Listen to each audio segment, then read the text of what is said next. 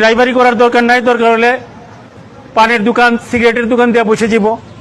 দরকারটা কি মার্ডার কেসের আসামি হইয়া ছেলে মেয়ের বিপদে রাখিয়া জেল খাটবো পা ফাঁসির রাতে সবে? এটা তো সম্ভব না। আমরা পরিষ্কারভাবে বলেছি এই আইন যদি কার্যকরী হয় আমরা আমাদের সকল ড্রাইভার, আমাদের কন্ডাক্টররা আমাদের লাইসেন্স সরকারের কাছে সমঝাই দিব। আমাদের লাইসেন্সের দরকার নাই।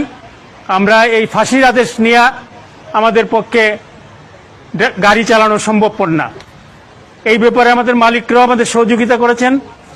অনেক দিন আমরা এই ব্যাপারে আন্দোলন করেছি, যার জন্য আইন পাশ হওয়ার পরেও এই আইন এখন পর্যন্ত কার্যকারী করে নাই।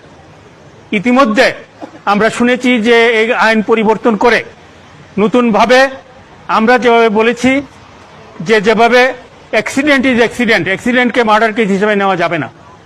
কোনোদিনই কোনো ড্রাইভার তার সামনে যদি একটা সাপও পড়ে, সে যদি তার স্পিড কম থাকে তখন কিন্তু সাপটা মারে না, সে চেষ্টা করে সাপটাকে বাঁচাতে।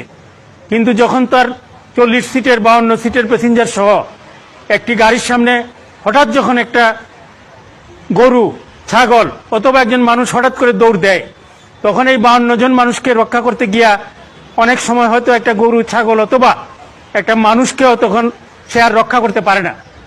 52 জন মানুষকে রক্ষা করতে গিয়া